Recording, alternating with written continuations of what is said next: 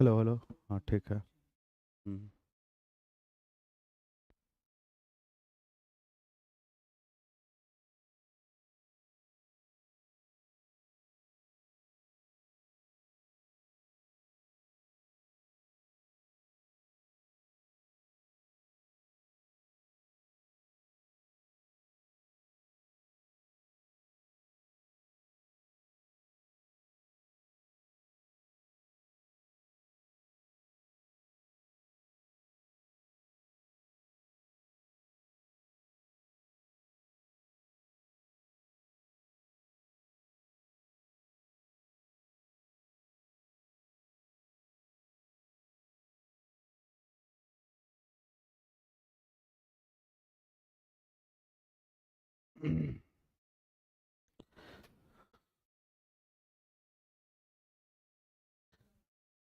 जय हिंद मेरे प्यारे साथियों, क्या हाल चाल? ठीक ठाक। उम्मीद करते हैं कि आप बहुत ही बेहतरीन होंगे। चलिए, आज आपका देखेंगे मैथ्स के प्रश्नों को। मेरे प्यारे साथियों, गुड इवनिंग सभी बच्चे को। Good evening. कहिए क्या हाल चाल है। एक सेकेंड।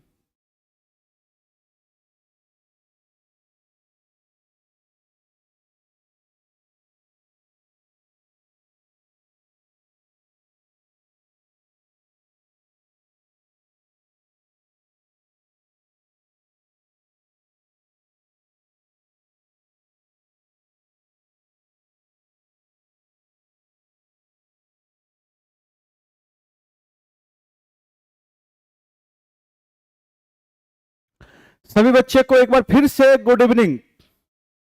चलिए साथियों, अब देखेंगे पहला प्रश्न। देखिएगा, मैथ्स का पहला प्रश्न बच्चे बोला जा रहा है, क्या है कि एक अंक और उसके 3/5 में के मान के मध्य, मध्य मतलब बीच, 50 का फर्क है, मतलब 50 का डिफरेंस है, अंतर 50 का, वह संख्या ज्ञात करे। तो साथियों 3/5 का अर्थ होता है ओरिजिनल नंबर 5। तो जिसके बारे में बोला जा रहा है वो 3 है, तो ये दोनों के बीच का अंतर कितना आया? 2 का आया। और क्वेश्चन के अनुसार 50 की चर्चा किया है, तो 2 बराबर 50, तो 1 बराबर 25, तो ओरिजिनल नंबर हमेशा नीचे होता है। 5 का मतलब हो गया 125। ये सब चीजें हम क्लास में कराए हुए। आंसर साथियों क्या होगा? सी होगा। आंसर साथियों क्या होगा? सी होगा। अरे आया समझ में या नहीं आया?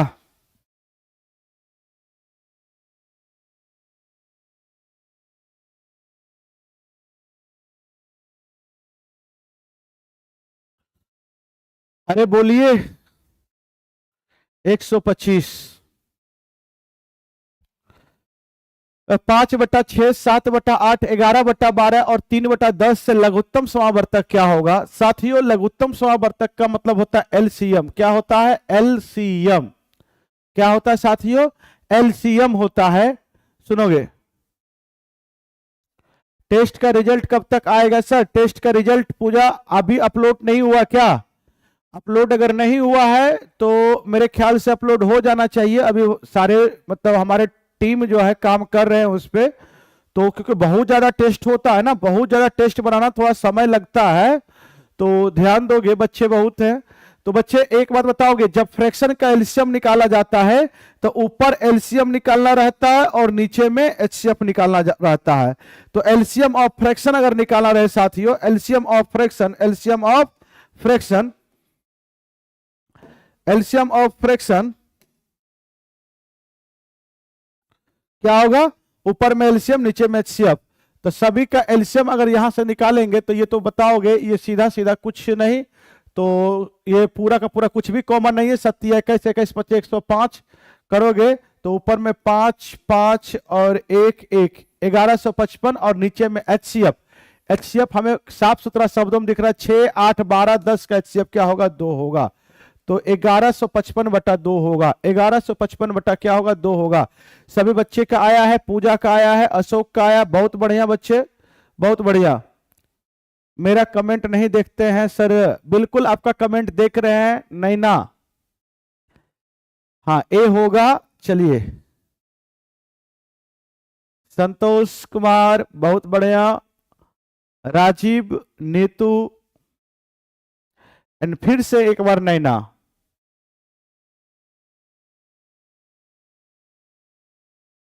सद्दाम हुसैन का भी आया है, बहुत बढ़िया। आइए साथियों,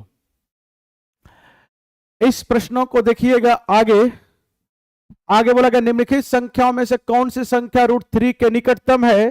तो साथियों √3 की मान होता है 1.732, इस तरह से होता है। अब इसको हटाओगे तो ये कितना के बराबर हो जाएगा, 100। तो ये हमारा आंसर ये हुआ। सीधा सीधा आपको याद रखना है, सीधा सीधा याद रखना है। एक बात बताओगे सर याद ना रहा तो सारे बच्चे, जितने बच्चे जुड़े हो, एक बार ध्यान से सुनोगे कि √3 का स्क्वायर मतलब √3 की मान कैसे याद रखेंगे, √5 की मान कैसे याद रखेंगे, √7 की मान कैसे याद रखेंगे, √8 की मान कैसे याद रखने की कोई जरूरत नहीं है साथियों, याद रखने की कोई जरूरत नहीं है। डायरेक्ट आपकी क्वेश्चन बनेगा। ध्यान से समझने वाली बातें हैं। अगर इसको निकालना तो 1 सेकंड की बात है। जैसे √3 की मान निकालना है, अपने मन से 2 जीरो बैठा दो। इस पे क्या किए, अपने मन से 2 जीरो बैठा दिए। √3 पे अपने मन से 2 जीरो बैठा दिए, 300 हो गया। तो याद करो 300 हमारे पास संख्या, किसकी स्क्वायर करने पे 300 आता है। तो अगर हम देख रहे हैं और उसके आसपास, ज्यादा नहीं, तो 17 का स्क्वायर होता है 289 होता है, 18 का होता है 324, जो कि 300 से ज्यादा हो गया है, जो कि 300 से ज्यादा हो गया। तो उस पर ध्यान नहीं देना है, कम बड़ा लेना। 17 का होता है 289, तो 17 लेंगे, और जो 17 हमारा आंसर आया, एक अंक के बाद दशमलव दे देंगे। तो 1.7, तो 1.7 कम से कम तो एक अंकों तक सही मान आएगा। तो एक साथ से आप अनुमान लगा सकते हैं, ये तो नहीं होगा क्योंकि 1.69 है हमारा आ रहा, 1.7 के बाद ही कुछ होगा। तो 1.7 देखो हमारा लगभग में यही आंसर होगा, जो कि आपको पता चल जाएगा। निकटतम मान पूछा है, जो कि आपको पता चल जाएगा। ये एक बच्ची इसमें पढ़ रही है, नैना, ये आंसर एक का आंसर दी, बाकी बाद इनका गुड नाइट हो गया है। आप टेस्ट उसे देती हैं या नहीं देती हैं जी? आइए आइए ध्यान दीजिए। हाँ देखिए बच्चे, बोला गया ए और बी के, हाँ इसी तरह से देखो, इसी तरह से जो भी तुम्हारे निकालना है, जैसे 5 का निकालना, डबल जीरो बैठा दिए और डबल जीरो अपने मन से बैठा दिए। 500 के किसके आसपास है, तो 23 का होता है 529, और 22 का होता है 484। तो 484 लेना है, मतलब 22 को एक अंक के बाद दशमलव, ये हो गया। इसी तरह से सो ऑन, आप इसी तरह से आप निकाल सकते हो, इसी तरीका से आप निकाल सकते हो। आइए, बोला गया ए और बी की वर्तमान आयु का उम्र, बोला गया ए और बी की प्रेजेंट का उम्र जो है 5:4 है। बोला 2 वर्ष पूर्व इनकी, 2 वर्ष पूर्व जो है इनकी उम्र 4:3। आप जानते हैं साथियों, एज का अंतर हमेशा सेम होता है, एज डिफरेंस हमेशा क्या होता है, सेम होता है। आयु का अंतर हमेशा सेम होता है। जो व्यक्ति एक बार छोटा हो गया वो जिंदगी भर छोटा रहेगा। 2 वर्ष अगर आपसे छोटा है वो जिंदगी भर छोटा रहेगा, चाहे लॉकडाउन लग जाए चाहे कुछ भी लगे। तो याद रखना है, एज का अंतर हमेशा क्या होगा, छोटा होगा। ठीक है, एज का अंतर जो होगा वो छोटा, मतलब हमेशा सेम होगा। तो इसका अंतर 1 का है और इसका अंतर 1 का है, एज डिफरेंस हमारा सेम है। तो समझोगे 4 से 3 हुआ, मतलब कितना घटा, 1, और प्रेजेंट से -2 हुआ, मतलब 2 की कमी, अंतर की तुलना अंतर से, यही 1 बराबर में 2 हुआ। बोला 1 की वर्तमान उम्र बताओ, तो 1 की प्रेजेंट उम्र 5 है, तो 1 की मान 2, तो 5 की मान क्या होगा साथियों, 10 वर्ष होगा, जो कि आंसर क्या होगा, बी होगा। आंसर क्या होगा, बी होगा। एक बच्चे बोले मैथ आपसे ही पढ़ते हैं सर, पूरा का पूरा क्वेश्चन आपका ध्यान है। अच्छा अच्छा, आइए इस प्रश्न को देखेंगे। 15 लड़कियों का औसत 50 रुपया है, जब 3 और लड़की जुड़ जाती है तो 15 3 कितना हो गया साथियों, 18। बोला गया औसत रन 3 बढ़ जाती है, औसत कितना बढ़ जाता है, 3 बढ़ जाती है। तो नई लड़कियों के संबंधों का औसत बताना है। कुछ नहीं करना है, सिंपल सी आप, कई सारा तरीका है, हम कहते छोटा क्वेश्चन है, बेसिक से बना लो। औसत अगर 50 है तो योगफल होता औसत गुना संख्या, मतलब औसत 50 और कितने बच्चे का, 15 का, तो 50 50 गुना 15 करोगे तो टोटल योगफल आ जाएगा 750। अब 3 लड़की बढ़ गई तो 15 से 3 18 हो गई है। अब इसकी औसत में क्या हुआ है कि 3 बढ़ जाता है, पहले 50 था अब 53 हो गया। कितना हो गया? 53 हो गया। तो योगफल होगा औसत गुना संख्या, तो 18 का 36 18 54, 54 का 4, बाकी हाथ में 5, 18 पे 90, 90 5 95, ये हुआ 750 से 954 हुआ। साथियों कितना बढ़ा आप देख लो। 3 लड़की आने के कारण हमारे योगफल में कितने का वृद्धि हो गया? तो आप इसको घटाएंगे तो 4 हो जाएगा, 0 होगा और ये 204 बढ़ गया। तो 3 बच्चे के 3 लड़की आने के कारण तो हमारा न्यू औसत जो होगा, औसत हमारा क्या होता है? औसत होता है क्या होता है? योगफल बटा संख्या। योगफल कितना है? तो 204 है और संख्या हमारा कितना होगा? 15 से 18 मतलब 3 हुआ। अब इसको काटेंगे साथियों तो ये हो जाएगा 6 तिया 18 और 8 तिया 24, 68 हो जाएगा। कितना होगा? 68 होगा। कितना हो गया? 68 हो गया। आइए, बोला गया है एक ठेकेदार 350 दिनों में 12 किलोमीटर लंबी नहर खोदने के लिए 45 आदमी को काम पे लगाता है।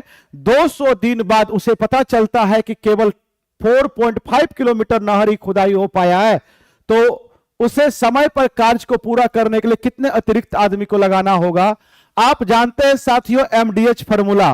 क्या एमडीएच फार्मूला क्या होता है कि पहला आदमी पहला आवर कितने दिनों तक काम किया, काम को नीचे लिखते हैं, और दूसरा आदमी दूसरे आवर के लिए कितने दिनों के लिए क्या काम किया तो काम को नीचे लिखते हैं। कहने का अर्थ है एमडीएच फार्मूला होता है पहला आदमी पहला घंटा कितने दिनों तक, मान ली D1 दिनों तक क्या काम किया था W1, उसी प्रकार से बराबर में दूसरा आदमी दूसरे पार्ट्स में दूसरे आवर कितना दिनों तक D2 दिनों तक और क्या काम किया था W2 काम किया, काम को नीचे लिखेंगे। उसी तरह का पहला बार में बोला गया 45 आदमी को रखा गया है, कितना दिनों तक काम चला तो 200 दिनों तक काम चला है। क्या काम किया है तो 4.5 काम किया। बोला गया कितना अतिरिक्त आदमी रखेंगे, मान लो x आदमी अभी हमारे पास काम करेगा तो काम चलना है 350 दिन, 200 दिन बीत गया, बोला 200 दिन के बाद तो बचा 150 दिन। इतना x आदमी 150 दिनों तक रखते, क्या काम होना है तो टोटल काम होना है 12 किलोमीटर हो गया है 4.5 किलोमीटर, तो घटाएंगे तो 7.5 किलोमीटर और बच रहा है। तो ये हो गया साथियों। अब बताओगे अब इसको कैसे करेंगे? दोनों जगह सेम दशमलव है, कट जाएगा। ठीक है, अब देखोगे 0 से 0 कटेगा, 15 पचे 75 हो गया और ये 15 पचे 75 और इससे इसको काटोगे तो ये 9 पचे 45, सॉरी इसको, हाँ, और ये हो जाएगा 5, ये हो जाएगा 20 पंचे 100। एक्स बराबर में 100 आदमी काम कर रहा है। तो अतिरिक्त आदमी अगर निकालना हो साथियों, तो अगर अतिरिक्त आदमी निकालना हो तो टोटल आदमी अभी हमारे पास 100 आदमी काम कर रहा है, जिसमें से कि 45 आदमी पहले वाला है। तो पहले वाला 45 घटा दोगे तो प्रेजेंट अतिरिक्त आदमी की कितना जरूरत है तो 55 आदमी अतिरिक्त लगाओगे तो समय से काम शुरुआत होगा।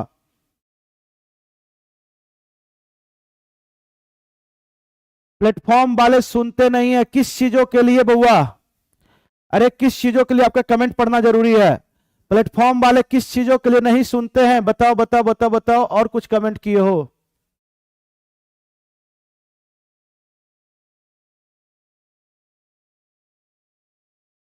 ये बोल रहे हैं कि सर हम कॉमन पेपर सेशन 2 वाले लेना था लेकिन सीटेट वाला खरीद लिया है, प्लीज हेल्प मी।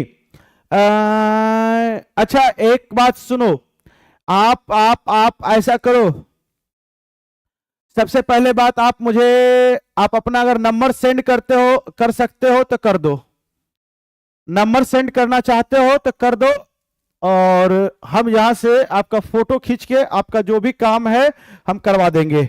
आप एक बार इधर से ही हम फोन करवा देते, दिक्कत क्या है?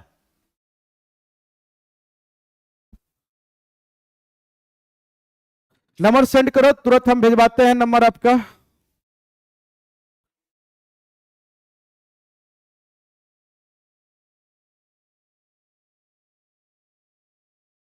बोला गया बिना कहीं रुके एक व्यक्ति निश्चित दूरी को 42 किलोमीटर पर घंटा की चाल से पूरा करता है और रुक रुक कर उसी दूरी को 28 किलोमीटर पर घंटा की चाल से पूरा करता है, तो 1 घंटा में कितना मिनट रुकती है। साथियों, इस बात पे गौर करना है कि जब ऐसा क्वेश्चन रहे तो दोनों चाल की अंतर ले लो और नीचे में बड़ी वाली चाल, तो दोनों चाल की अंतर ले लो 42 माइनस 28 और बट्टा में 42 बड़ी चाल, और गुना में ये घंटा आया, मिनट बनाने के लिए 60 से गुना करना है। तो बच्चे इसको अगर हम देखोगे रुक रुक कर चलने वाले कि 1 घंटा में कितना मिनट रुकेगी, तो बड़ी चाल माइनस छोटी चाल बट्टा में बड़ी चाल गुना में 60 से गुना मिनट में बदलने के लिए, तो ये कितना हो जाएगा सर जी? इसको घटाएंगे तो ये 14 होगा, 42 गुना में 60, 14 तिया 42 और इससे काटेंगे 20 मिनट। यहां भी है सी और सी दोनों होगा, मतलब आंसर में कुछ ना कुछ त्रुटि है, आंसर में कुछ ना कुछ त्रुटि है। देख लेना आपको कौन सा आंसर मारना है, वो आपके ऊपर डिपेंड है। बोला गया एक दुकानदार 30 रुपया अंकित वाले एक बैड क्या है बैडमिंटन को बैडमिंटन के रॉकेट पे 15% कटौती पर बेचता है और प्रत्येक रॉकेट के साथ 1.5 रुपया के मूल्य की चिड़िया मुक्त में देता है, फिर भी उसे 20% का लाभ होता है। बच्चे देखोगे 30 रुपया, सबसे पहले एसपी बताओगे, 30 रुपया का वस्तु है, 15% की कटौती किया, 15% के फ्रैक्शन 3/20, 20 में से 3 का कटौती किया तो 17/20 हो गया। इसको काटोगे तो 17 तिया 51, 51/2 हमारा मूल्य हो गया, मतलब 25.5 रुपया हुआ।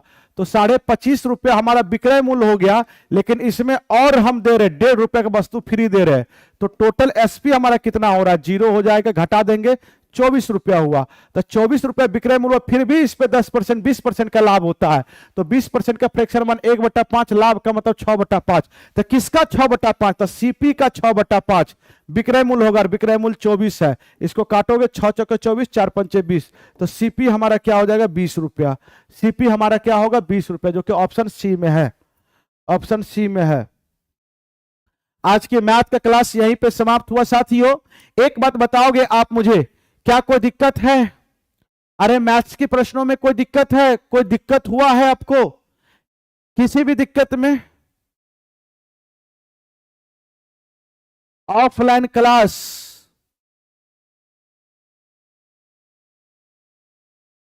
आवाज बिल्कुल जा रहा है। No sir, no sir. कैसा आ रहा है? मजा आ रहा है या नहीं आ रहा? फिर से, अरे मजा आ रहा है। मेरा पूरा बैच ही बैच है। आप मेरा कॉमन पेपर के लिए चयन बैच, सफल बैच और आपका एक और कोई बैच आया है अभी, देख लो। अच्छा, पहले वाला डाउट है तो एक बार ऑफलाइन में अगर मिलते हो तो पूछ लो। अरे बाबू प्लीज फिर से शायरी सुना दीजिए सर। अच्छा अच्छा अच्छा, सुनाते हैं आपके लिए, कुछ सोचना पड़ेगा।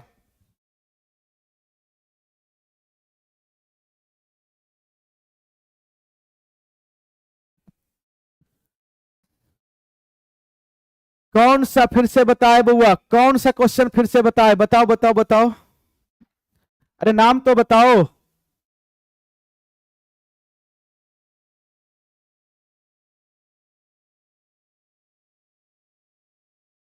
आपके लिए एक लाइन है, माना चलती कठिन परीक्षा है, माना चलती कठिन परीक्षा है, मेहनत मेरा हथियार है, माना चलती कठिन परीक्षा है, मेहनत मेरा हथियार है, गुरुओं से दीक्षा लेकर अर्जुन रण को तैयार है, सब्र गमैया बांध न टूटे, सब्र का बांध टूटना नहीं चाहिए, सब्र गमैया बांध न टूटे, गला किस्मत का घोटूंगा, बस चंद महीना बाकी है, बनकर टीचर लौटूंगा।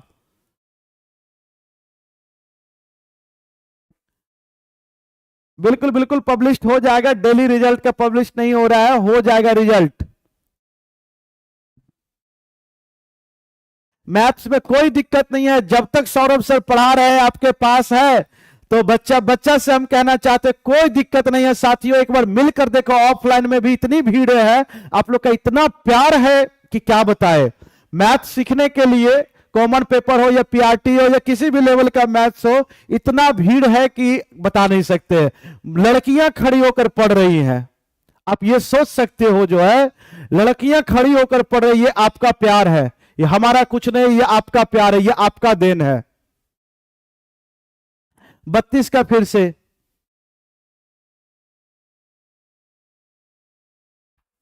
अच्छा ऑनलाइन क्लासेस हेल्प में, हेल्प क्या करे बताइए, हेल्प क्या करे, अरे बताओ भाई हेल्प क्या करे।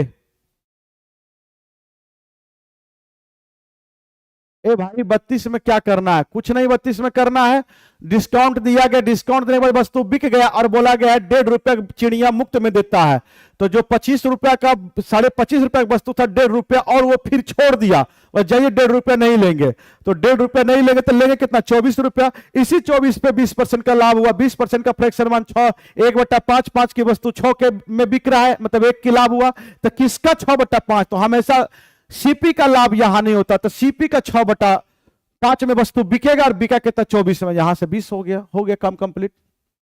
चलिए 32 का बता दिए, फिर से बउआ मिलते हैं आपसे नेक्स्ट क्लास में।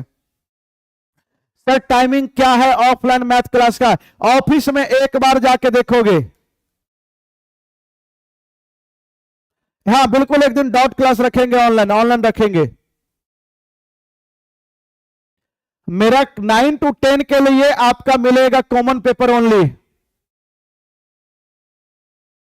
ऑनली अमरजीत सर भी हैं, अमरजीत सर का बैच ले लिए 9 to 10 के लिए, 6 to 8 के लिए सर बहुत बेहतरीन पढ़ाते हैं, हम अभी केवल पीआरटी और कॉमन पेपर के लिए हम आपके साथ बने हैं।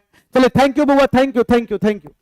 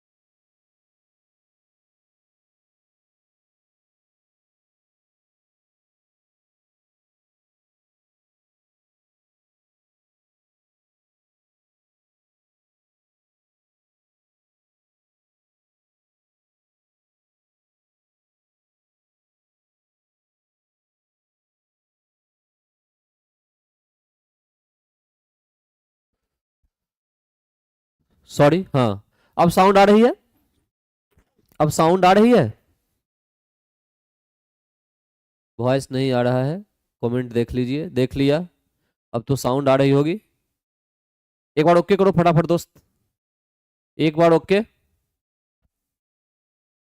साउंड पहुंच रही है आप लोगों तक, ओके ओके ठीक है।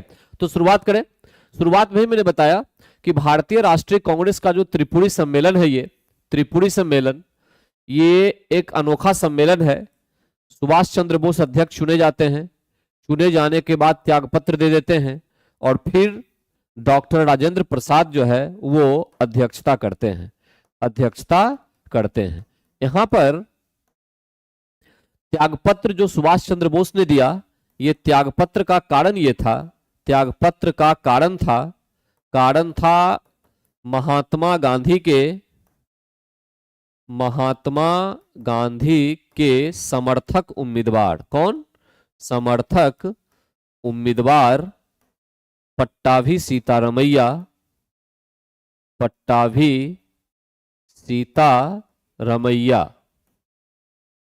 का चुनाव हारना, अध्यक्ष पद का चुनाव पट्टाभी सीतारमैया का हार जाना, जिसके कारण से महात्मा गांधी असंतुष्ट हुए।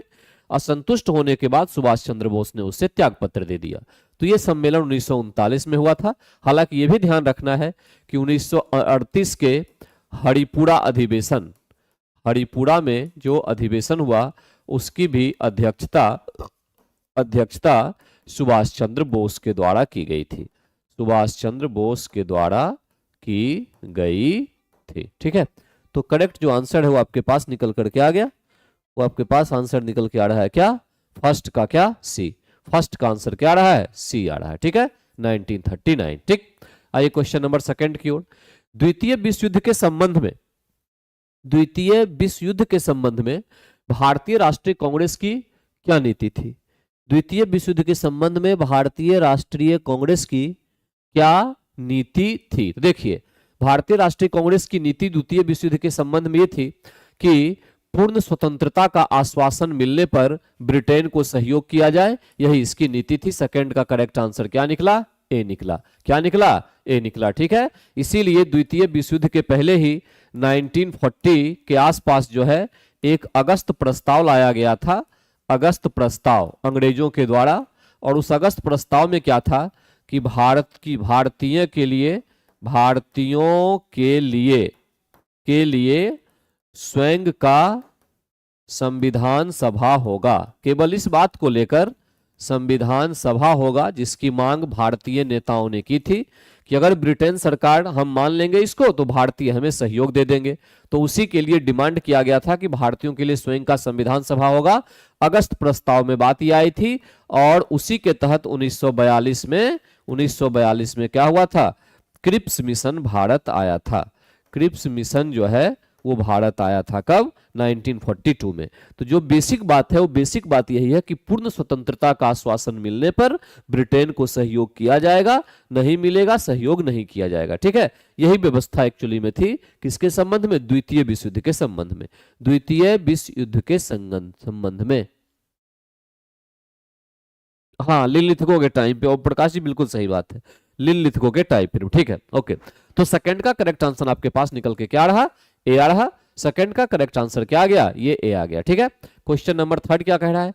भारत के स्वतंत्रता आंदोलन के इतिहास में निम्नलिखित घटनाओं पर विचार कीजिए तथा नीचे दिए गए कूट से कालानुक्रम चुनिए। असहयोग आंदोलन कितना? 1920। भारत छोड़ो कब? 1942। होम रूल आंदोलन कब? 1916। और सविनय अवज्ञा कब? 1930। तो अपने आप आंसर निकल गया इसमें से। पहले 2 होगा, 2 के बाद 4 होगा। पहले 2 होगा, 2 के बाद 1 होगा। ठीक है, 2 के बाद 1, 1 के बाद 4, 4 के बाद 3। तो करेक्ट आंसर क्या निकला? सी निकला। इसका करेक्ट आंसर आपके पास क्या निकल के आया? सी निकल के आया। ठीक है, होम रूल आंदोलन में 2 लोगों की भूमिका थी, दोनों को याद रखना है। एक तरफ थे बाल गंगाधर तिलक जिन्होंने गीता रहस्य जैसी पुस्तक लिखी थी। कब? जब वो जेल में थे। 6 वर्ष की जब उनको जेल हुई थी। कहां लिखा था उन्होंने? मांडवा जेल में। ठीक है, ये कहां है? अभी म्यांमार में है। तो मांडवा जेल में गीता रहस्य नाम की पुस्तक तिलक ने लिखी। ये भी होम रूल लोग से जुड़े हुए थे। और तिलक ने क्या किया था? मराठा और केसरी समाचार पत्र के माध्यम से जो है आगे बढ़ाने का काम किया था होम रूल आंदोलन को। दूसरी तरफ एक थी एनी बेसेंट, आयरिश महिला एनी बेसेंट, और इन्होंने स्वशासन के लिए भारतीय नेताओं को, लोगों को जगाने का काम किया और स्वशासन के लिए अंग्रेजों को दबाव बनाने का अंग्रेजों पर काम किया। एनी बेसेंट के द्वारा 2 प्रकार की पत्रिका निकाली गई थी, new India home rule league के दौरान एंड कॉमनवेल, क्या कॉमनवेल, और इसके माध्यम से वो प्रचार प्रसार कर रही थी होम रूल का। ठीक है, ज्यादा बड़ा क्षेत्र जो है वो एनी बेसेंट का था तिलक की तुलना में। किसका? होम रूल के प्रचार का, होम रूल के प्रचार का। ये भी ध्यान रखना है, एनी बेसेंट ने थियोसॉफिकल सोसाइटी में भी अपना योगदान दिया था। थियोसॉफिकल सोसाइटी जो है उसमें अपना योगदान दिया था, सोसाइटी में अपना योगदान दिया था। किसने? एनी बेसेंट ने, एनी बेसेंट। ठीक है, आइए क्वेश्चन नंबर नेक्स्ट पे चलें। भारत में ब्रिटिश साम्राज्य का संस्थापक किसको माना जाता है? तो भारत में ब्रिटिश साम्राज्य का संस्थापक माना जाता है लॉर्ड क्लाइव को। ठीक है, क्लाइव को। ठीक, सबसे पहले 1758 से लेके 60 तक, और फिर दूसरी बार 1764 वाला क्या, जब बक्सर की लड़ाई हुई और संधि हुई थी ना, उस संधि में एक्चुअली में फिर क्लाइव को ही बुलाया गया था। और ये जो 1765 ईस्वी में बक्सर की संधि होती है, बक्सर की संधि उस समय वही था। बक्सर की संधि में आगे संधि करने वाला कौन था? क्लाइव था। और उसी के चतुर चाल के कारण से ब्रिटिश साम्राज्य जो है वो भारत में स्थापित हो पाया था। ठीक है, तो इसमें ध्यान रखिएगा कि करेक्ट आंसर इसमें से निकल के आपके पास क्या आएगा? सी आएगा। क्लाइव के टाइम पर ही सारी घटना की गई थी। बक्सर की संधि जो हुई थी, ध्यान रखिएगा, बक्सर की संधि के 2 थे, 2 संधि हुई थी। एक संधि हुई थी शाह आलम द्वितीय के साथ, द्वितीय प्लस अंग्रेज के साथ, प्लस अंग्रेज के साथ, एक तो ये हो गई थी। और दूसरा हुआ था शाह सुजा के साथ, शाह सुजा अवध का नवाब प्लस अंग्रेज के साथ। ये 2 प्रकार की संधि हुई थी। इसमें क्या हुआ था, शाह सुजा को 50 लाख रुपए का जुर्माना लगाया गया। इस पे 50 लाख रुपया जो है इसको देना पड़ा, का जुर्माना लगा, याद रखिएगा। और दूसरी बात ये हो गई, ये हो गया। और शाह आलम द्वितीय को जो है कड़ा मानिकपुर जो है ये प्रयागराज, इसका क्षेत्र जो है का क्षेत्र प्राप्त हुआ था। ठीक है, क्षेत्र प्राप्त हुआ। और 26 लाख की पेंशन भी मिली थी इसको, 26 लाख की जो है पेंशन की व्यवस्था भी इस पर की गई थी। इतने सारी बातें थी शाह आलम द्वितीय के साथ। और शाह आलम द्वितीय ने क्या किया था, इसने अंग्रेजों को बंगाल, बिहार, उड़ीसा की दीवानी दे दी थी। बंगाल, बिहार तथा ओडिशा की क्या दे दी थी? दीवानी। ओडिशा की दीवानी जो है किसको दे दी? अंग्रेजों को दे दी। ठीक है, दीवानी दी थी। यहीं से अंग्रेज जो है भारत के शासक बनने शुरू हो गए, भारत के शासक बनने शुरू हो गए। ठीक, ओके, चलिए आगे चलिए। भारत के स्वतंत्रता आंदोलन के प्रारंभिक दौर में उग्रवादी विचारधारा को निम्नलिखित में से कौन सा एक निरूपित करता है? ध्यान रखिएगा कि उग्रवादी विचारधारा जो है, ठीक है, वो एक पॉइंट को याद रखना है, अनुनय विनय, ये एक शब्द होता है। अनुनय विनय यानी हाथ जोड़ के प्रार्थना करना कि ये काम कर दो, है, ये उग्रवादी विचारधारा इसका समर्थन नहीं करती थी। अनुनय विनय की जो विचारधारा थी ये नरमपंथी लोगों की थी, नरमपंथी लोगों की। उनका मानना था कि हम इस प्रकार से हाथ जोड़ के जो है अंग्रेजों से अपना काम निकलवा लेंगे। जो उग्रवादी विचारधारा के लोग थे, जिनको हम गरमपंथी के नाम से जानते हैं, उग्रवादी का मतलब हो गए यहाँ गरमपंथी। और गरमपंथी की बात करें तो 4 प्रमुख लीडर, लाला लाजपत राय, बाल गंगाधर तिलक, बिपिन चंद्र पाल और अरविंद घोष। ये 4 नाम आप याद रखेंगे। इन्होंने पूरा ट्रेंड बदल दिया, कहा कि अनुनय विनय फालतू चीज है, कुछ नहीं होने वाला है। यहां पर जो है संवैधानिक साधनों और याचिकाओं के स्थान पर आक्रामक साधनों से स्वशासन प्राप्त करना, ये एक्चुअली में उग्रवादियों की क्या थी? ये उनकी सिद्धांत था, उनका यही सिद्धांत था। ठीक है, आक्रामक साधन का प्रयोग किया जाए, ठीक, विरोध प्रदर्शन जबरदस्त किया जाए और उसके हिसाब से फिर स्वशासन को प्राप्त करने का लक्ष्य उग्रवादी विचारधारा का था। यहां ध्यान रखिएगा, स्वशासन शब्द था। नरमपंथी जो लोग थे ये स्वशासन नहीं, ये अंग्रेजी शासन के अधीन ही सुधार मात्र चाहते थे, अंग्रेजी शासन के अधीन। मैं शुरुआती दौर की बात बता रहा हूं। अधीन जो है ये केवल और केवल अंग्रेजी शासन के अधीन ये रहकर और चाहते थे कि सुधार हो जाए, सुधार हो, बस ये इनका था। किसका? नरमपंथी लोगों का यही थ्योरी था। ठीक है, तो करेक्ट आंसर यहां पर निकल के आ गया क्या? बी। बी। और यही जो चेंज हुआ ट्रेंड, यही आगे चल के भारतीय स्वतंत्रता आंदोलन के डायरेक्शन को भी बदल दिया, लोगों के विचार को भी बदल दिया। 1930 में महात्मा गांधी द्वारा सविनय अवज्ञा आंदोलन शुरू करने का कारण क्या था? कारण क्या था, ये एक्चुअली पूछा जा रहा है। ब्रिटिश शासन की बुराइयों को दूर करने के लिए 11 सूत्री कार्यक्रम वाले एक पत्र के माध्यम से वायसराय को बताना। ठीक है, एक तो पॉइंट ये कह रहा है। दूसरा, नमक कानून तोड़ने के लिए दांडी मार्च, लोगों से पूर्ण स्वराज प्रतिज्ञा लेंगे कि कहने हेतु एक से अधिक या इनमें से कोई नहीं। देखिए, इसमें से सबसे जो करेक्ट आंसर है वो है आपके पास 6। क्या? लोगों से पूर्ण स्वराज लेने के लिए प्रतिज्ञा, कि हम लोग अब दृढ़ प्रतिज्ञ हो जाएं कि हम लोग जो है अब शासन को, जो अंग्रेजी शासन है, इसको किसी कीमत पर बर्दाश्त नहीं करेंगे। ठीक है, और हम आगे बढ़ के अब जो है एक्शन लेंगे। इस बात के लिए जो है बेसिकली क्या हुआ था, इस बात के लिए 1930 में महात्मा गांधी द्वारा सविनय अवज्ञा आंदोलन प्रारंभ किया गया था। और ये आंदोलन अगर देखें वैसे तो 12 मार्च से ही शुरुआत हुई। ठीक है, लेकिन मुख्य जो शुरुआत हुई वो हुई 6 अप्रैल को, जब नमक कानून को तोड़ा गया। 6 अप्रैल क्या?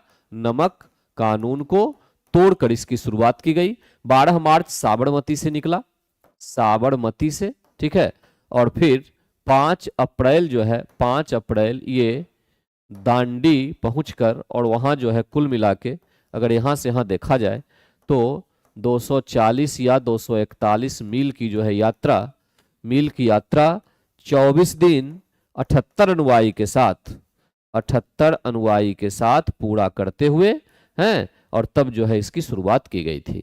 तो इस आंदोलन का प्रमुख उद्देश्य क्या था? लोगों से पूर्ण स्वराज प्रतिज्ञा के लिए कहना। ठीक, और ध्यान रखना है इसमें जो ये जो यात्रा थी, इस यात्रा में पुरुष और महिला दोनों थे, पुरुष प्लस महिला दोनों इसमें शामिल थे। यहां ध्यान रखना है कि बिहार से एकमात्र व्यक्ति जो थे वो थे गिरिवरधारी, गिरिवरधारी उर्फ कारो बाबू, ये उनके साथ थे। वो क्या थे? महात्मा गांधी के साथ थे। ठीक है, करेक्ट आंसर 6 का क्या निकला? सी निकला। क्या निकला? सी।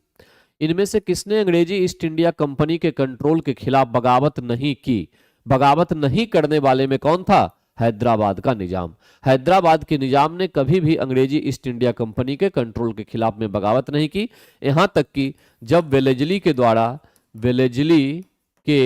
द्वारा क्या सहायक संधि लाया गया, सहायक संधि लाया गया, सहायक संधि लाया गया। ठीक है, तो फर्स्ट प्रांत या देसी रियासत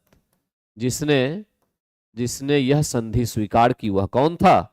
यह संधि स्वीकार करने वाला कौन था? यह हैदराबाद ही था। कौन था? ये हैदराबाद ही था जिसने शुरुआत की थी। ठीक है, शुरुआत की थी। ठीक, ओके, आइए क्वेश्चन नंबर, करेक्ट आंसर यहां पर 7 का क्या निकला? बी निकला। हंटर कमीशन की रिपोर्ट में विकास पर विशेष बल दिया गया था, किसके संबंध से? हंटर कमीशन देख लीजिए, वहां पे एक जो था जालियांवाला बाग की बात अगर आती है ना, तो वहां पे एक हंटर समिति हुई थी, जालियांवाला बाग, कंफ्यूज मत करना उसमें। ठीक है, वहां पर थी हंटर समिति, हंटर समिति। ये हंटर आयोग की बात कह रहा है। ये हंटर कमीशन जो है, आयोग जो है, ये रिपन के शासनकाल में लाया गया था। रिपन, जिसको भारत का उद्धारक कहते हैं, भारत का उद्धारक इसको कहा जाता है। इसके टाइम में जो है कारखाना अधिनियम आया था, ध्यान रखिएगा, कारखाना अधिनियम इसी के टाइम में आया था। ठीक है, कारखाना अधिनियम।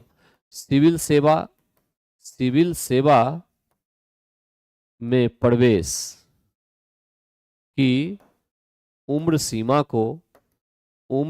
को 21 से घटाकर इसने 18 कर दिया था, जिसको लिटन ने 21 कर दिया था।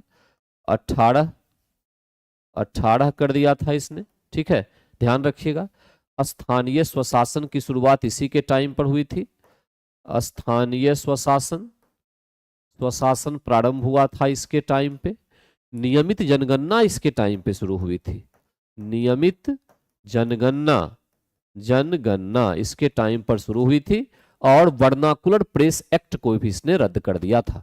वर्नाकुलर प्रेस एक्ट को इसने रद्द किया और इसी के टाइम पर शिक्षा से संबंधित हंटर कमीशन आया था, जिस हंटर कमीशन का जो शिक्षा से संबंधित था, ये शिक्षा में दो प्रकार के शिक्षा की बात थी, प्राथमिक और माध्यमिक। इन दोनों शिक्षा को देखने की व्यवस्था जो है इसमें की गई थी, प्राथमिक और माध्यमिक। तो यहाँ पे प्राथमिक तो लिखा हुआ है, माध्यमिक तो है नहीं, तो करेक्ट आंसर सी आएगा। ठीक है, करेक्ट आंसर क्या आएगा? सी। बालिकाओं की शिक्षा और उच्च शिक्षा, इस दोनों पर अगर देखें तो 1854 का डलहौजी के टाइम पर जो वुड डिस्पैच आया था, उसने ध्यान दिया था। डिस्पैच, वुड डिस्पैच जो था 1854 का, वो बालिका शिक्षा की बात करता है और उच्च शिक्षा की तो करता ही करता है, प्राइमरी मिडिल सबकी करता है, इस दोनों की भी मुख्य रूप से करता है। ठीक है, तो करेक्ट आंसर यहां पर निकल कर ये आ गया, करेक्ट आंसर जो है निकल के ये आ गया। ठीक,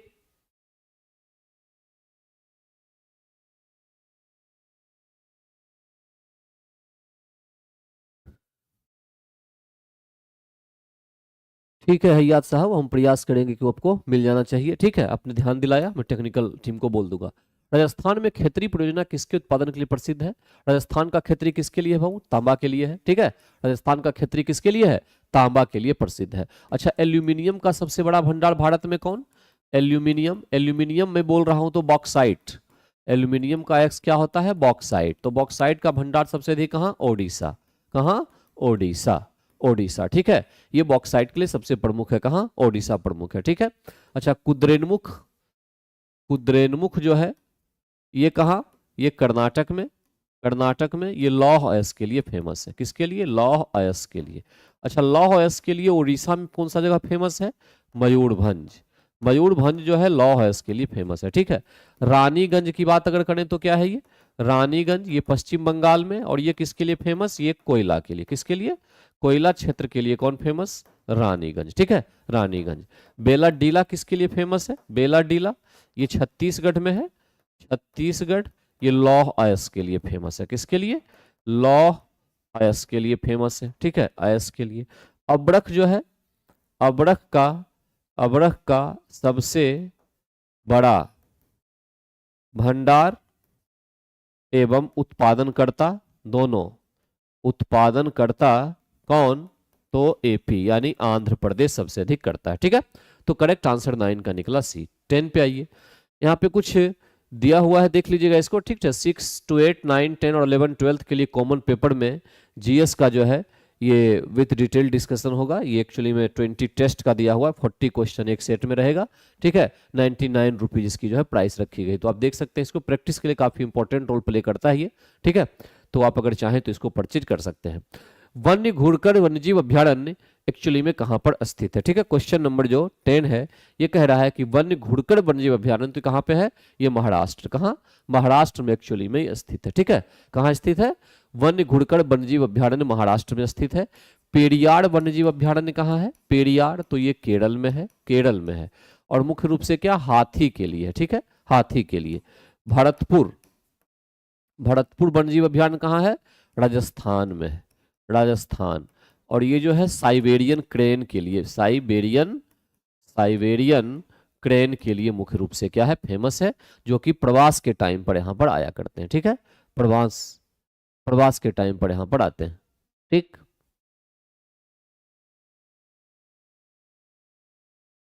सेट में क्वेश्चन नहीं है?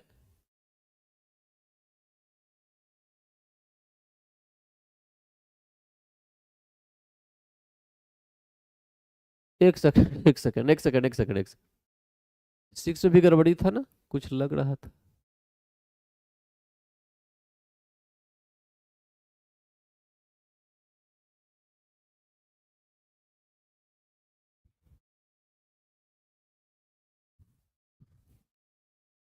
ग्यारह नंबर क्वेश्चन आप लोगों का मैच कर रहा है, जरा मैं एक बार चेक करूं, देखिए तो 11 नंबर जो क्वेश्चन है वो आपका मैच कर रहा है।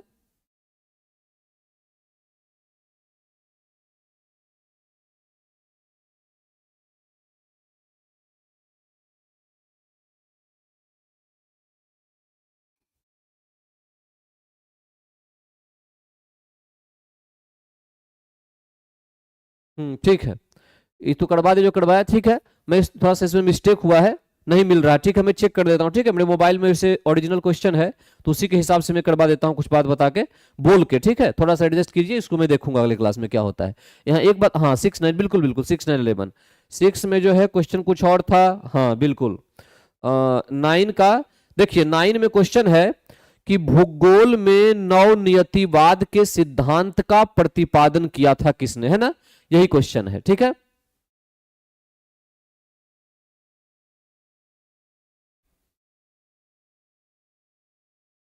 बहुत ज्यादा खुश होने की जरूरत नहीं है, क्वेश्चन देखिए अब, ठीक है, ठीक है, बहुत बढ़िया, बहुत लोग खुश भी हो रहे हैं इस पे, इसमें खुश नहीं होना है, खुश होने की कोई बात नहीं है, थोड़ा सा मिस्टेक हुआ है टेक्निकली, इसको देखा जाएगा। भूगोल में नवनियतिवाद के सिद्धांत का प्रतिपादन किसने किया था, ये क्वेश्चन था। 9 का करेक्ट आंसर आपके पास बी आएगा, ध्यान रखिएगा, 9 का करेक्ट आंसर जो है आपके पास बी आएगा। कौन, टेलर, किसने, टेलर के द्वारा जो है नवनियतिवाद की घोषणा की गई थी, ठीक है। उसके बाद क्वेश्चन नंबर 10 की तरफ आइए, तो 10 क्वेश्चन जरा देख लें। 10 क्वेश्चन कुछ और है इसमें, ठीक है। 10 क्वेश्चन जो है आपके टेस्ट में जो पूछा गया था, आकाश गंगा वर्गीकृत किया गया है, यानी गैलेक्सी के बारे में पूछा गया था, ठीक ना, गैलेक्सी। तो देखिए यहाँ पे जो गैलेक्सी होते हैं, गैलेक्सी जिसको हम आकाश गंगा कहते हैं, आकाश गंगा, ठीक है, ये गैलेक्सी मुख्य रूप से कई प्रकार के होते हैं, जैसे एक होता है सर्पिल आकार का, है ना, सर्पिल, एक होता है अंडाकार, अंडाकार, और एक जो होता है ना, इसको कहते हैं अनियमित, मतलब इसका कोई शेप नहीं होता, निश्चित आकार नहीं होता, इर्रेगुलर होता है, ठीक है, गैलेक्सी, ठीक। अच्छा, गैलेक्सी के बारे में हमें बताया किसने था, हबल ने बताया था, हबल, ध्यान रखिएगा, नासा के द्वारा इसी साइंटिस्ट के रिस्पेक्ट में एक हबल टेलीस्कोप भी बनाया गया था। टेलीस्कोप क्यों इंपॉर्टेंट है, ये प्रथम स्पेस टेलीस्कोप था, स्पेस टेलीस्कोप था प्रथम, ये कौन, हबल के द्वारा जो बनाया गया था, ठीक है, अंतरिक्ष में लगाया गया था ये, और वहां से ये बहुत सारे काम करके देता था, किसको, वैज्ञानिकों को, ठीक है। तो हबल ने सबसे पहली बार बताया था कि जो गैलेक्सीज हैं वो सर्पिल भी हैं, अंडाकार भी हैं, अनियमित, 3 प्रकार के होते हैं। हमारा सर्पिल जो है, जिसको हम मिल्की वे कहते हैं, मिल्की वे, है ना, मिल्की वे, दुग्ध मेखला, ये सर्पिल आकार की क्या है, गैलेक्सी है। ये कैसी गैलेक्सी है, सर्पिल आकार की गैलेक्सी है। तो आकाश गंगा वर्गीकृत किया गया है सर्पिल आकार गैलेक्सी में। हमारा जिसको हम आकाश गंगा कहते हैं किसमें है, वो सर्पिल में है। तो करेक्ट आंसर यहां पर आपके पास 10 का निकलेगा ए। 10 का करेक्ट आंसर ए लगा लीजिएगा, 10 का करेक्ट आंसर आपके पास ए निकलेगा, ठीक है, ए निकलेगा, ठीक। परशुराम कुमार, हाँ बाबूजी क्या आपका है, देख तो रहे हैं।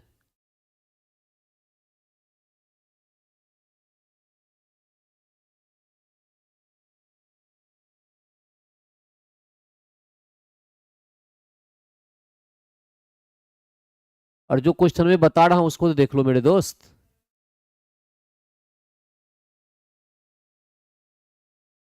जो मैं बता रहा हूं उसको देखिए, अब अलग से थोड़े पीडीएफ आएगा, इसका तो यही रहेगा ना।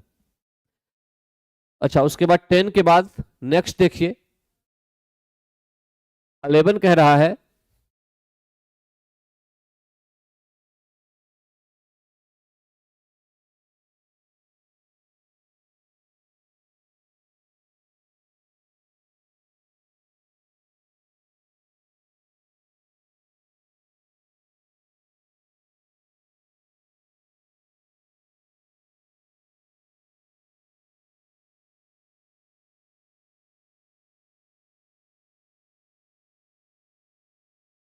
बस वहीं तक 2-3 ही क्वेश्चन में गड़बड़ है, ठीक है, बाद बाकी क्वेश्चन सही है सब।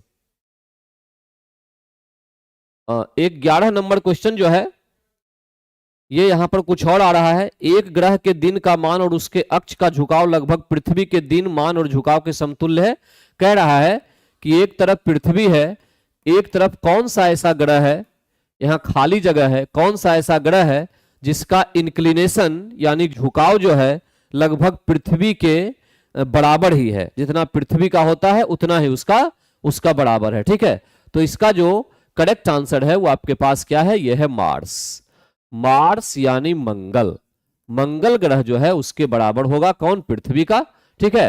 क्योंकि पृथ्वी और मंगल जो है ये दोनों बिल्कुल सिमिलर, एक दूसरे के समान दिखलाई पड़ती हैं, एक दूसरे के समान इनका व्यवहार होता है, एक दूसरे के समान इनका व्यवहार होता है। पूरा पीडीएफ ही गलत है, बहुत बढ़िया, अच्छा रिसर्च किया।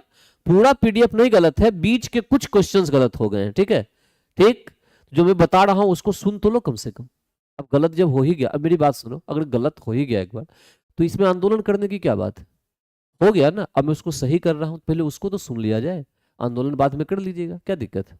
आंदोलन करने के लिए आज रात के बाद पूरे 11 घंटे का टाइम है, पूरी प्लानिंग करनी है, कल सुबह वगैरह जाके फिर आए, उसके बाद मैसेज पे मैसेज, मैसेज पे मैसेज, ऑफलाइन सब मिल लेंगे आप लोग। कभी कभार टेक्निकल प्रॉब्लम होती है, पहले सुन तो लो, मैं बता क्या रहा हूँ, ठीक है। मेरी बात तो सुनो, क्वेश्चन जो आपके पास क्वेश्चन मेरे पास आया हुआ है, यहाँ कुछ गड़बड़ी हुई है, बिल्कुल सही बात है। जो क्वेश्चन करवा रहा हूँ उसको आप लोग कर लीजिए, ठीक। उसके बाद आगे आंदोलन चलेगा, उसके लिए पूरी प्लानिंग करनी होती है। ऐसे एकदम डायरेक्ट से आंदोलन करोगे दिशाहीन हो जाएगा, वो कोई दिशा ही उसकी नहीं होगी। सब समझते फिर भी गलत करते हैं, हाँ। चलिए आइए, तो क्वेश्चन नंबर 11 जो है कह रहा है पृथ्वी के समान कौन सा होगा, मंगल जिसका झुकाव वगैरह उसी के जैसा है। वैसे भी कहा जा रहा है कि पहले मंगल पे कहीं ग्रह हुआ, जीवन हुआ करता था। यहां ध्यान रखना है कि जो हमारा सौर मंडल होगा ना, सौर मंडल, इस सौर मंडल में कुल मिला के 8 ग्रह हैं। इस 8 ग्रह में ध्यान दीजिएगा, एक होता है यूरेनस, यूरेनस, और एक होता है वीनस। वीनस का मतलब जिसको हम शुक्र कहते हैं, शुक्र है ना, शुक्र, इसको शुक्र जो है सबसे चमकीला तारा भी कहलाता है, तारा बोल देते हैं इससे, लेकिन सबसे चमकीला, चमकीला जो है ये ग्रह भी है, चमकीला ग्रह है ना, सबसे चमकीला, और सबसे गर्म ग्रह भी है। सबसे क्या है ये, सबसे गर्म ग्रह भी है भी है, ठीक है। दोनों काम इसमें है, वीनस में। ये यूरेनस और वीनस जो होते हैं ना, दोनों, ये दोनों अन्य ग्रहों के, अन्य ग्रहों के, अन्य ग्रहों से उल्टे, उल्टे मतलब उल्टे डायरेक्शन में, उल्टे दिशा में घूमते हैं, उल्टे दिशा में सूर्य का चक्कर लगाते हैं। याद रखना है, सूर्य का क्या करते हैं, चक्कर लगाते हैं, उल्टे दिशा में लगाते हैं। ये कौन, यूरेनस और वीनस। सभी जैसे ये सन है तो सारे ग्रह इस तरह से घूमती है, इस तरह से एंटी क्लॉकवाइज, घड़ी के अपोजिट। ये दोनों घूम जाते हैं ऐसे क्लॉकवाइज, ये याद रखिएगा। कौन कौन, यूरेनस और वीनस, यूरेनस और वीनस, ठीक है। तो करेक्ट आंसर 11 का आपके पास निकला, सौर मंडल वाला ये, ठीक है। अब आइए क्वेश्चन नंबर 12 पे। 12 जो कह रहा है वो क्वेश्चन सही है, आपके भी स्क्रीन, आपके भी टेस्ट में और यहां भी। जून की 21वीं तिथि को सूर्य जो होता है उसके बारे में कह रहा है, ठीक है। तो जून की 21वीं तिथि वो तिथि है, 21वीं तिथि जिस दिन सूर्य जो है, सूर्य की किरण क्या होती है, सूर्य की किरण कर्क रेखा पर लंबवत क्या होती है, लंबवत चमकती है। लंबवत चमकती है का मतलब हुआ परपेंडिकुलर पड़ती है। तो परपेंडिकुलर पड़ेगी तो उस दिन क्या होगा, गर्मी सबसे अधिक होगी, वहां गर्मी सबसे अधिक रहेगी, और सबसे बड़ा दिन भी वहां हो जाएगा। क्या हो जाएगा, सबसे बड़ा दिन, है ना। सबसे बड़ा दिन जो है उत्तरी गोलार्ध में पाया जाएगा, कब, 21 जून को। इसको समर सोलिस्टिक भी कहते हैं। 21 जून की तिथि को क्या कहा जाता है, समर सोलिस्टिक, समर सोलिस्टिक, ठीक है।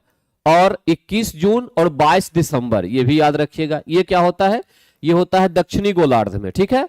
जब मकर रेखा पर, मकर रेखा पर सूर्य की किरण क्या पड़ती है, सूर्य की किरण क्या होती है, परपेंडिकुलर। मैं इसे लिख रहा हूं, परपेंडिकुलर मतलब लंबवत पड़ती है, ठीक है। सूर्य की किरण जो है लंबवत पड़ती है, ठीक।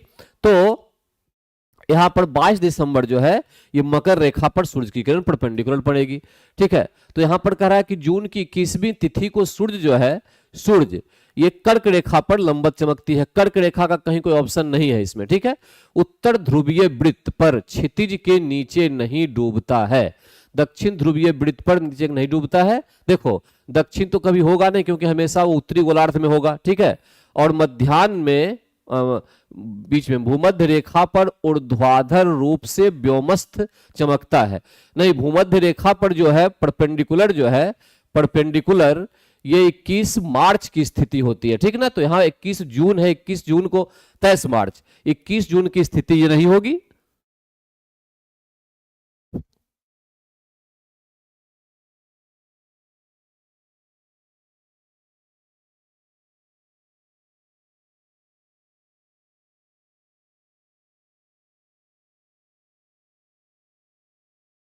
इस क्वेश्चन के ऑप्शन में भी कंफ्यूजन है, इस क्वेश्चन के ऑप्शन में भी कंफ्यूजन है, इसलिए इस क्वेश्चन को मैं छोड़ रहा हूं। ठीक है, क्वेश्चन की कंफ्यूजन है इसमें कि क्या होना चाहिए। सो 12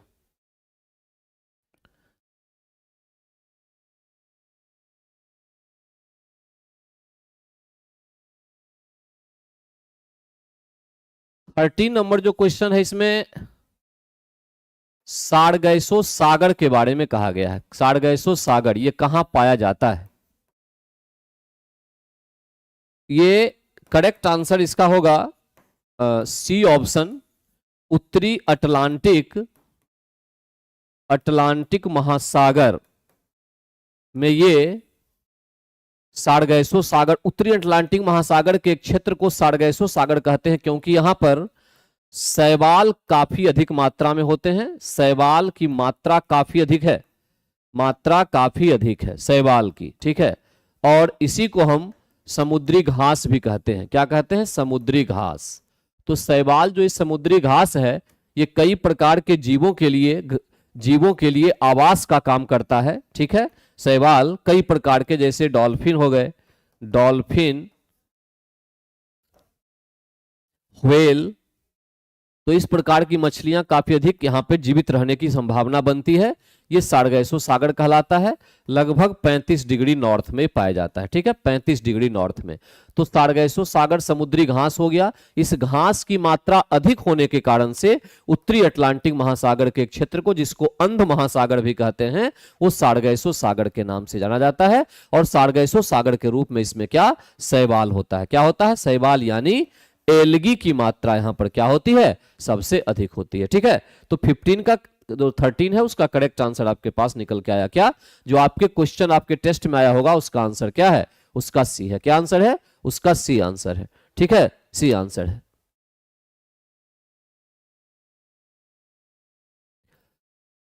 क्या क्वेश्चन है भाई आपका प्रवीण सर? प्लीज बताइए ना। सी टेट में मेरा 88 है, जनरल फीमेल हूं, बिहार से, क्या बीपीएससी का फॉर्म भर सकता हूं?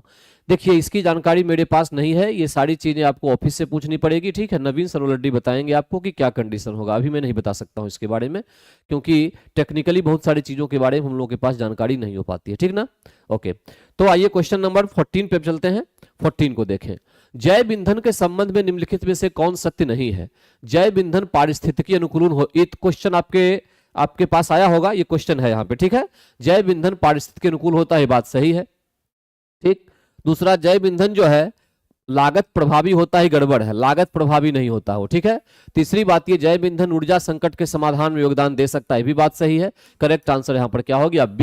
बी जो है ये जो है सही नहीं है। ठीक है, लागत प्रभावी नहीं होता, करेक्ट आंसर आपके पास बी आया। जैव ईंधन या बायो जो फ्यूल्स कहते हैं, ये किसका उदाहरण क्या हो सकता है? उदाहरण हो सकता है जैसे कि इथेनॉल। क्या? इथेनॉल, जैसे मिथेनॉल। ठीक है, ये सभी जो होंगे ये सभी बायोफ्यूल्स के उदाहरण होते हैं। किसके? बायोफ्यूल्स के उदाहरण होते हैं। ठीक है, ध्यान रखिएगा। इथेनॉल जो है सबसे अधिक उत्पादन कौन करता है? उत्पादन ये करता है ब्राजील अल्कोहल का, और वही जो है इथेनॉल का सबसे अधिक उपयोग भी करता है। ठीक है, तो इस प्रकार के या कोई भी वनस्पति तेल जो होगा, वनस्पति तेल, ये भी जो है जैव ईंधन का क्या होगा? ऑप्शन होगा। जैव ईंधन इसी को कहा जाएगा। ठीक ना, ध्यान रखिएगा इसमें से। क्वेश्चन नंबर, अब आते हैं नेक्स्ट 15।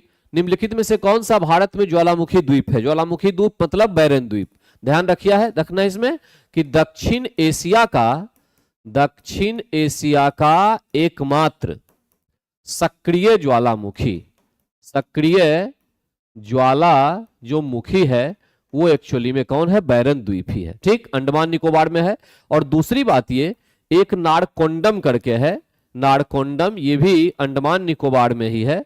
अंडमान निकोबार में ध्यान रखना है कि ये जो है ना अंडमान निकोबार वाला नारकोंडम, ये सुसुप्त ज्वालामुखी है। सुसुप्त ज्वालामुखी है जिसमें बहुत लंबे समय से विस्फोट नहीं हुआ है। भारत में 2 ही हैं। ठीक, उसमें से एक बैरन द्वीप है। ठीक है, ये ज्वालामुखी द्वीप है। ठीक है, ज्वालामुखी द्वीप। तो करेक्ट आंसर यहां पर क्या निकला? 15 का सी निकला। 15 का निकला सी। ठीक।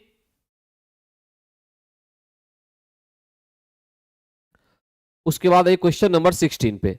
16 कह रहा है कि भारत की निम्न मिट्टियों में से कौन सा बेसाल्ट लावा के अपक्षय से, बेसाल्ट से बनने वाली मिट्टी को हम क्या कहते हैं, रेगुड़ मिट्टी। इसी को क्या कहते हैं, काली मिट्टी। काली मिट्टी इसी को क्या कहते हैं, उष्ण कटिबंधीय चेरनोजम। उष्ण कटिबंधीय चेरनोजम के नाम से इसको जाना जाता है। उष्ण कटिबंधीय चेरनोजम भी इसको कहा जाता है। इसी को कपासी मिट्टी के नाम से भी जाता है, कपासी मिट्टी के नाम से भी जाना जाता है। और इसी को स्वतः जुताई वाली मिट्टी भी कहते हैं, स्वतः जुताई वाली मिट्टी, क्योंकि इस मिट्टी में नमी धारण करने की क्षमता क्या होती है, नमी धारण करने की क्षमता अधिक होती है। धारण करने की क्षमता क्या होती है, अत्यधिक होती है। ठीक, तो करेक्ट आंसर आपके पास निकला क्या, 16 का सी। क्या निकला, 16 का सी निकला। ठीक है, 16 का करेक्ट आंसर क्या निकल गया, सी निकल गया। निम्न में से कौन सी मूल भौतिक राशि है, ये क्वेश्चन भी आपका सही है, कोई दिक्कत नहीं है। मूल भौतिक राशि में कितना होता है, मूल भौतिक जो राशि होते हैं, फंडामेंटल फिजिकल क्वांटिटी बेसिक, वो 7 होते हैं। 7 में से कौन सा, एक द्रव्यमान हो गया, लंबाई, समय हो गया, टाइम, तापमान यानी टेम्परेचर हो गया, उसके बाद विद्युत धारा हो गया, विद्युत धारा इलेक्ट्रिक करंट, उसके बाद एक होता है ल्यूमिनस इंटेंसिटी, ज्योति तीव्रता, ज्योति तीव्रता, और उसके बाद एक होता है पदार्थ की मात्रा, amount of substance, amount of substance, पदार्थ की मात्रा। 7 होते हैं, 7 को याद रखिएगा। इसमें से कौन सा है पूछ रहा है, तो कौन सा है, इस सब में से कौन सा आ रहा है, एक विद्युत धारा आ रहा, ये तो है नहीं, ये तो है नहीं इसमें। ठीक है, 7 को याद रखेंगे। करेक्ट आंसर 17 का क्या निकला, सी। क्या निकला, सी निकला। गुरुत्वीय बल के बारे में निम्नलिखित में से कौन सा कथन सही नहीं है। गुरुत्व बल क्या होता है, दो पिंड जिनके बीच कुछ दूरी हो और उनके पास कुछ द्रव्यमान हो, तो इनके बीच एक फोर्स लग रहा होता है, जिस फोर्स को हम कहते हैं क्या, गुरुत्वाकर्षण बल। अलग अलग पिंड पर अलग अलग प्रकार का ये बल लगता है। ठीक है, लेकिन ये बल जो होता है ये संतुलन का बल होता है। क्या होता है, संतुलन का बल होता है, एक दूसरे वस्तु को आपस में बैलेंस बना के रखता है, यही आपके पास गुरुत्वीय बल है। ठीक है, देखो एक तो गलत ये कर दिया कि यहाँ पे ग्रेविटेशनल फोर्स लिखा हुआ है और यहाँ पे गुरुत्वीय बल लिख दिया है। यहाँ पर गुरुत्वाकर्षण बल होना चाहिए। क्या, गुरुत्वाकर्षण बल, ठीक ना, गुरुत्वाकर्षण बल। गुरुत्वीय बल जब पूछ दे तो गुरुत्वीय बल फिर हो जाएगा F बराबर mg, ध्यान रखिएगा। जब गुरुत्वीय बल कहे ना, ठीक है, तो F बराबर mg हो जाएगा और गुरुत्वाकर्षण में Gm1m2r² हो जाएगा। ठीक है, तो यहाँ पे ग्रेविटेशनल फोर्स में कौन सही नहीं है, विश्व के सभी पिंडों पर लगता है, felt on all the body, Newton कहता है बिल्कुल सही है। यह खगोलीय पिंडों के बीच प्रभावी है, यह भी बात सही है। यह हमारे विश्व में पिंडों के सभी युग्मों के लिए एक समान होता है, यही बात गलत है। एक समान नहीं हो सकता ना, अलग अलग मास की बॉडी होगी तो उसपे तो द्रव्यमान की होगी, उस पे अलग अलग लगेगा। क्यों, क्योंकि गुरुत्वाकर्षण बल का सीधा संबंध द्रव्यमान से तो होता है ना, तो अधिक द्रव्यमान पे अधिक लगेगा, कम पे कम लगेगा। इसीलिए तीसरा पॉइंट यहाँ पे सही नहीं है, बाद बाकी सारे पॉइंट क्या है, सही है। ठीक है, ठीक। और ये जो कैपिटल जी आपके पास है, कैपिटल जी, इसकी इकाई न्यूटन मीटर स्क्वायर पर केजी स्क्वायर होती है। ठीक ना, ये भी याद रखिएगा, ये इसकी न्यूटन मीटर स्क्वायर पर केजी स्क्वायर होती है। ठीक, आइए नेक्स्ट पे। माइका क्या है, मिका जिसको हम कहते हैं, यहाँ माइका लिखा हुआ है, मिका एक्चुअली में उष्मा और विद्युत दोनों का कुचालक ये होती है। ठीक है, उष्मा का और विद्युत का दोनों का कुचालक होने वाला एलिमेंट होता है। इसीलिए जो है मुख्य रूप से इसका उपयोग इलेक्ट्रिकल अप्लायंसेस में किया जाता है। इलेक्ट्रिकल अप्लायंसेस जो होते हैं उसमें इसका उपयोग होता है। ठीक है, कुछ भी, जैसे आपके पास इलेक्ट्रिक प्रेस, आयरन जो हो गया, वो आयरन जो होता है उसमें एक्चुअली में किसका उपयोग, तो इसी प्रकार के मिका का उपयोग किया जाता है। ठीक, तो दोनों उष्मा तथा विद्युत के क्या होते हैं, कुचालक होते हैं। ठीक है, उष्मा विद्युत का एक कुचालक होता है। 19 के बाद क्वेश्चन नंबर 20 जो है, जरा इसको भी देख ले। 20 जो है कह रहा है 20 समस्थानिक होते हैं एक ही तत्व के परमाणु। समस्थानिक क्या होता है, एग्जाम्पल पहले मैं लिख दूं समझ में आ जाएगा। H11 H12 H13 क्या हुआ, परमाणु संख्या समान, परमाणु क्रमांक समान, परमाणु द्रव्यमान भिन्न भिन्न। कौन सा हो गया, ये हो गया। ठीक है, परमाणु क्रमांक समान, परमाणु द्रव्यमान भिन्न भिन्न, इसी को कहेंगे आइसोटोप। ये किसका हो गया, प्रोटियम। प्रोटियम ये क्या कहलाया, ड्यूटेरियम। और ये क्या कहलाया, ट्रीटियम। ये कहलाया, क्या कहलाया, ट्रीटियम कहलाया। ठीक है, ये ट्रीटियम क्या होता है, रेडियो सक्रिय भी होता है, रेडियो सक्रिय। एक तो ये तरीका हो गया जानने का। ठीक है, तो परमाणु क्रमांक समान, परमाणु द्रव्यमान अलग अलग, तो वो क्या कहलाएगा, आइसोटोप कहलाएगा। ठीक है, यहां ये भी हो सकता है कि परमाणु क्रमांक समान जबकि, मैं यहां से जोड़ रहा हूं, जबकि ये लाइन यहां लिखी जाएगी, परमाणु क्रमांक समान जबकि न्यूट्रॉन की संख्या अलग अलग हो तो भी हो जाएगा। न्यूट्रॉन की संख्या अगर भिन्न भिन्न हो तो उसको भी क्या कहेंगे, समस्थानिक कहेंगे। देख रहे हो, एक में से एक गया 0, 2 में से एक गया 1, 3 में से एक गया 2, ये सब न्यूट्रॉन की संख्या है। किसकी संख्या है, न्यूट्रॉन। तो परमाणु क्रमांक समान, न्यूट्रॉन की संख्या भिन्न भिन्न, तो भी समस्थानिक कहलाएगा। ठीक है, तो समस्थानिक को दो तरीके से समझ सकते हैं, जो ऑप्शन होगा उसके अकॉर्डिंग आंसर लगा देंगे। हैं, आइए 21 पे। 21 पे वह तत्व जो मानव पसीने के माध्यम से उत्सर्जित होता है कौन कौन सा है। तो जो मानव पसीने स्वेटिंग जो होती है उसमें कई सारे सब्सटेंस, आयरन भी निकलता है, जिंक भी निकलता है, मैग्नीशियम भी निकलता है। तो करेक्ट आंसर यहाँ पर हमारे हिसाब से 1 से अधिक होगा। 21 का करेक्ट जो आंसर है वो आपके पास क्या आएगा, 1 से अधिक आएगा। ठीक है, 1 से अधिक आएगा। क्वेश्चन नंबर 22 कह रहा है कि 22 ये भी सही है, कुछ जीवाणु अपना भोजन संश्लेषित कर सकते हैं।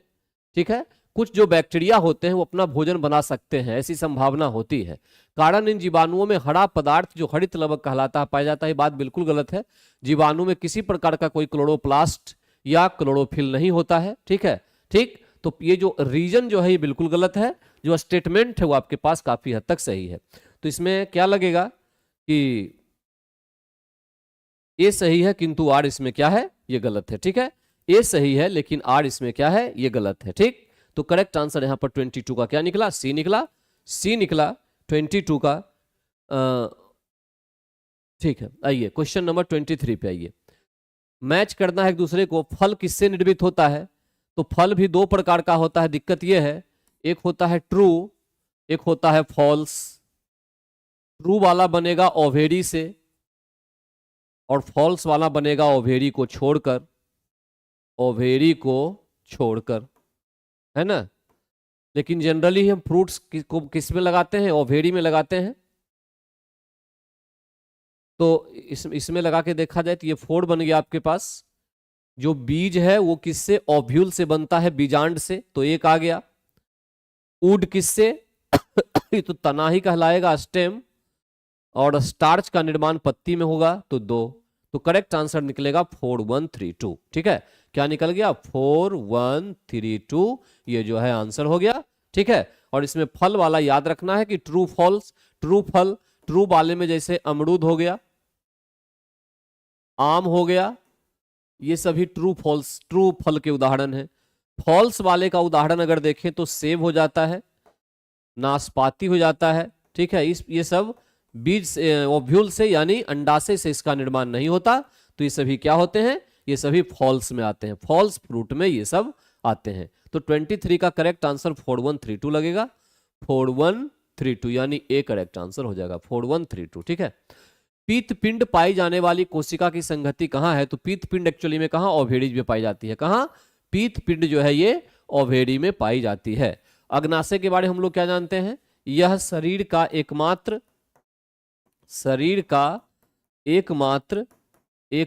मिक्स्ड ग्लैंड है। क्या है, मिश्रित, मिक्स्ड ग्लैंड है। ठीक है, मिक्स्ड ग्लैंड का मतलब ये हो गया कि जो एंजाइम और हार्मोन दोनों को प्रोड्यूस करता है, एंजाइम भी प्रोड्यूस करता है और हार्मोन भी प्रोड्यूस करता है, ये शरीर का एकमात्र होता है। ठीक ठीक, ये तो इस प्रकार से करेक्ट जो हमारे पास है ये अग्नाशय जो है ये एकमात्र शरीर का जो है मिक्स्ड ग्लैंड है। और सबसे बड़ा ग्लैंड अगर शरीर का देखें, सबसे बड़ा ग्लैंड ये अगर शरीर का देखें तो ये आपके पास क्या आ जाएगा, ये आ जाएगा लीवर। कौन? लीवर सबसे बड़ा हमारे पास शरीर का क्या होता है, ग्लैंड होता है। ठीक है,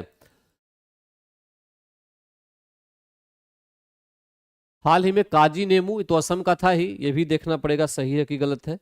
33 हो गया। 34 पे चलते हैं। कह रहा है कि 22 मार्च को किस थीम के साथ विश्व जल दिवस मनाया गया? तो इसका था water for prosperity and peace. ठीक है, इसके साथ मनाया गया। तो 34 का करेक्ट आंसर आपके पास क्या निकला? ए निकला। क्या निकला? 34 का ए निकला। 35 में कह रहा है कि जिम्बेक्स 24 अभ्यास का जो संस्करण है जापान के योकोशिमा, ये भी क्वेश्चन सही ही है। ठीक है, और ये जो है 8वां संस्करण था, तो करेक्ट आंसर इसमें से क्या आ गया? 8th। कौन सा? 8वां संस्करण इसका होगा। उसके बाद है कि हाल ही में जारी क्यूएस वर्ल्ड यूनिवर्सिटी रैंकिंग 2025 में किस भारतीय संस्थान को प्रथम स्थान प्राप्त हुआ है? तो ये आईआईटी बॉम्बे। किसको प्राप्त हुआ? आईआईटी बॉम्बे जो है इसने टॉप रैंक हासिल किया। किसमें? क्यूएस वर्ल्ड यूनिवर्सिटी रैंकिंग 2025 में भारतीय संस्थान को प्रथम स्थान मिला, तो आईआईटी बॉम्बे को मिला है। ठीक है, भारत के 51वें मुख्य न्यायाधीश बने हैं कौन? संजीव खन्ना। संजीव खन्ना को बनाया गया है। उसके बाद कह रहा है कि किस क्रिकेट टीम ने हाल ही में ICC women's T20 world cup 2024 championship जीती है?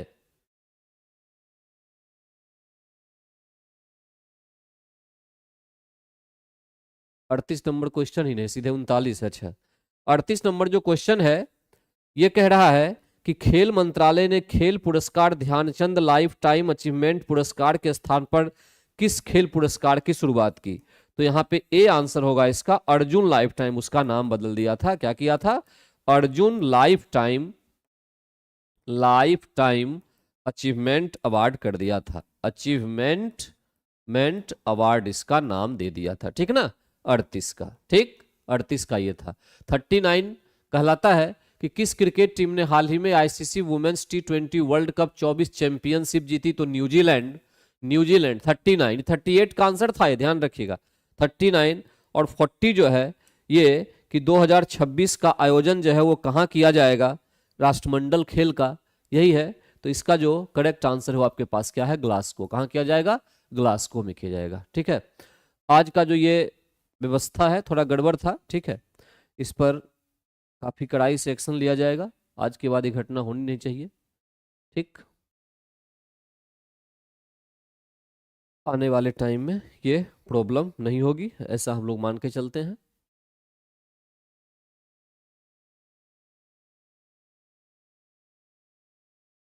सर 19 को प्लीज एक बार फिर से चेक कीजिए। 19 को, ओहो,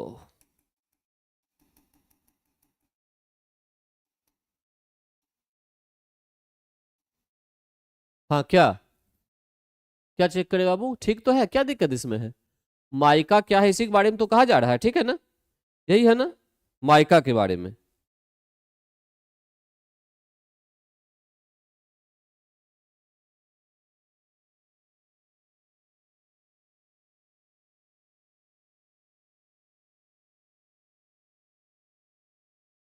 ओ ठीक, देखो, हाँ ठीक, इसमें ऑप्शन ही नहीं है। इसमें क्या होना चाहिए? उष्मा का कुचालक जबकि जबकि विद्युत धारा का चालक। उष्मा का ये होगा उष्मा का चालक। ठीक है, जबकि विद्युत धारा का कुचालक, ये होना चाहिए इसका करेक्ट आंसर। ठीक है, किसका? माइका का। कौन सा ऑप्शन है? उष्मा विद्युत धारा दोनों का कुचालक है, उष्मा तथा विद्युत दोनों का चालक है, उष्मा का कुचालक है तथा विद्युत का चालक है, तो फालतू बात है।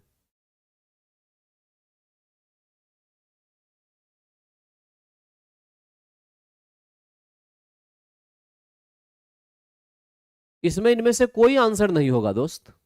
इसमें से जो आंसर है वो कोई नहीं होगा, ठीक है, इसमें से ई आंसर होगा, ठीक ना, ई लगा लीजिए इसमें से। ओके, थैंक यू, आपने ध्यान दिलाया इसके लिए, इसमें से ई आंसर लगा लीजिए, इसको लिख लेना।